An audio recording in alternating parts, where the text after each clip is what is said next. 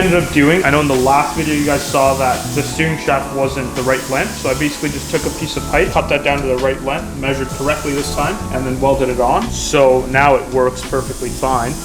I just gotta screw this bolt in, screw that bolt in, but it's the right length and it worked. I think for now we're gonna call it and we're gonna keep that. We might decide to go with a new one, just buy one if we can get a good deal on one, or we might just keep this one. Not sure yet. Okay, now what we're gonna do next is all the braking systems. So the master cylinder, the brake booster, the ABS pump, hook up all the lines. We still need to tighten all these, kind of just have them test fitted, make sure they all work, make sure we have them aligned where they need to go. So we're gonna tighten all these up, bolt the ABS unit down, run the clutch line as well. So we just have to snip that there, slide this on, put a clamp on there. And then what we'll do is do all the stainless steel brake lines all the way around the car. So we'll show you guys how to do that too. So basically we'll have the braking system ready to go. And then once we get the spindles on, we can bolt the calipers on and fill it with fluid.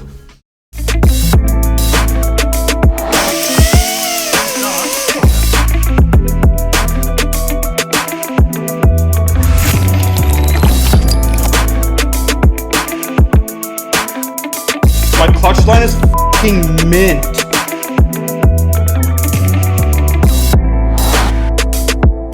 Like that.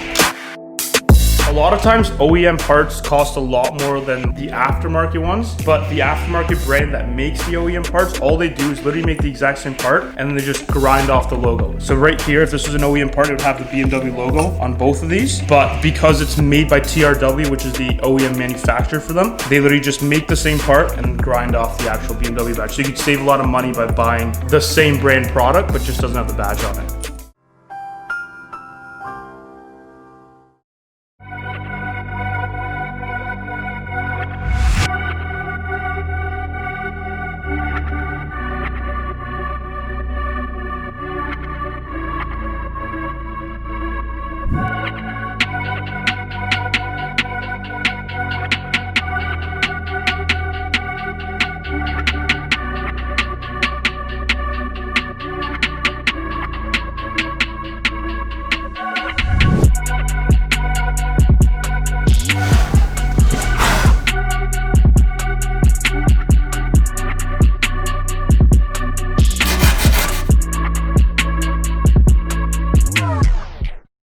We were trying to get the, I guess, the threaded portion that goes into the rubber line from the hard line, and it was just completely corroded onto the line so it wouldn't spin. So as we were spinning it, the line was starting to spin with it and the line just snapped, which kind of figured that was gonna happen. So what we're gonna do now is probably cut the line either here or here. We're just deciding where to do that. Flare out the end. Take this extra line that I had, cut it, flare out the end as well, then put a connector in between that connects female to female, and then this end will then go into the new stainless line. So we basically are just gonna make an extension here and run our own line from here to down here.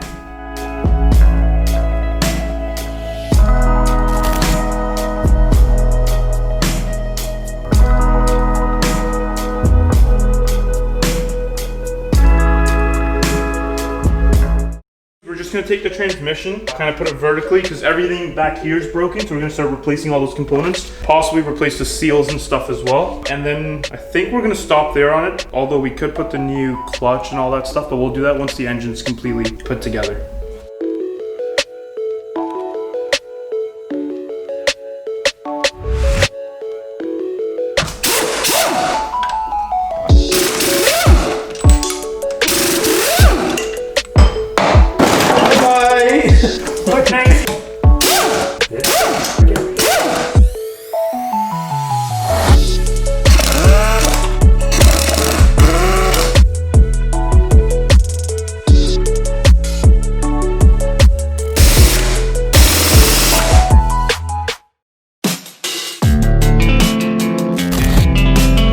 Today's plan, what we're gonna do is remove all of the gaskets, the spark plug well gaskets, the bolts and stuff, so it's bare. And we're gonna go drop these off at the shop to go get powder coated. So I'm gonna start doing that on this side. We're also gonna go take all the bushings and stuff to the shop that has the rear subframe. That's being powder coated, and they're gonna pop all of these in. So the diff bushings, the trailing arm bushings, also the sway bar mounts, sway bar bushings. And then we're also gonna go to a machine shop and drop our heads off so that they can replace all the valve stem seals. So those are the seals there. And then once we're done that, we're gonna continue working on the throttle actuator. So what we're gonna do is start actually replacing all the gears. So we gotta drill a bit, pop them out, replace them. We'll show you all that. So that's kind of the game plan for today.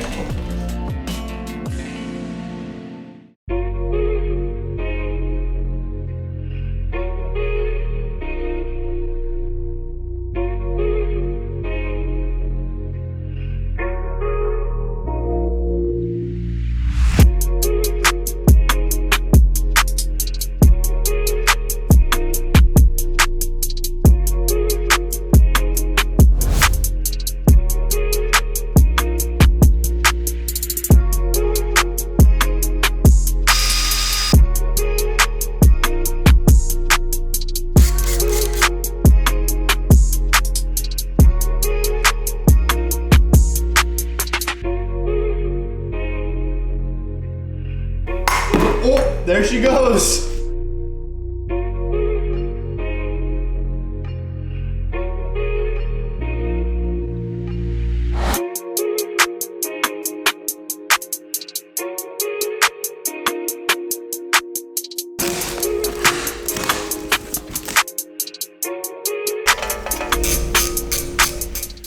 We're gonna head to the machine shop first. If they can't do it or it's too expensive or whatever, we'll go to a different machine shop that we know for sure can do it. This one's just a little bit closer, so that's why we're gonna go hit that place up first.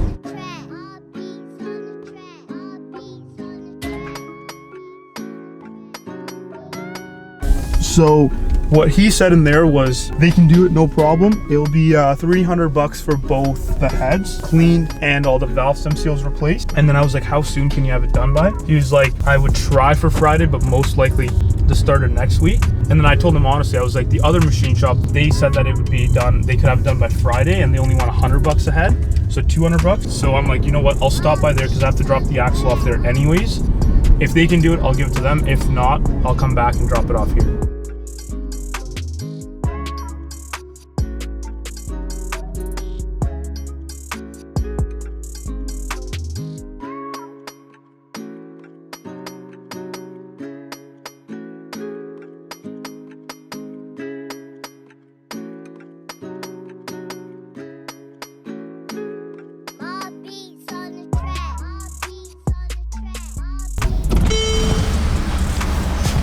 Alrighty, we can go to FACA and then that's it, right?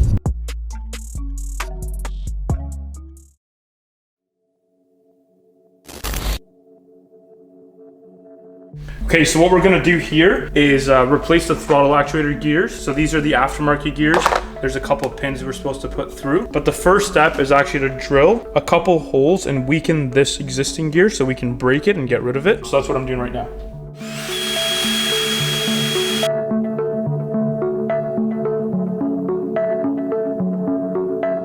So you see this lip here around the outside? You're supposed to machine that off so that the new gear can be slid onto it.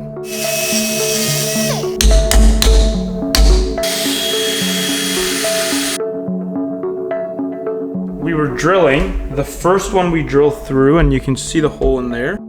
So that was no problem. We got the first one done and all we have to do now was put some glue on it and slide the gear in, and then the pin goes right through the gear and then into the shaft. So we had that ready to go, and then we were like, okay, let's do the second one. We start drilling through into the second one, and the drill bit that they supplied just snapped on us. So now you can see in there, it snapped, and now we're kind of stuck as to what to do because the remainder of the drill bit's still in there. And then when we tried to pop the gear out, the gear broke altogether.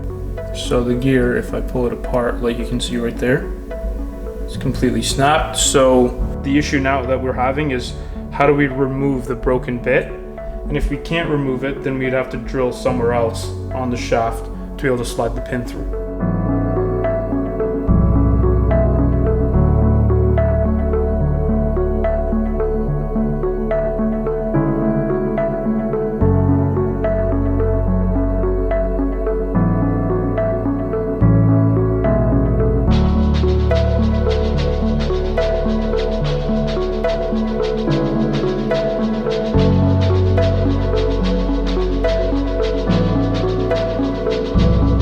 This one's completely done now. It's got a little bit of plate like the guy in the video requested there, and it spins freely.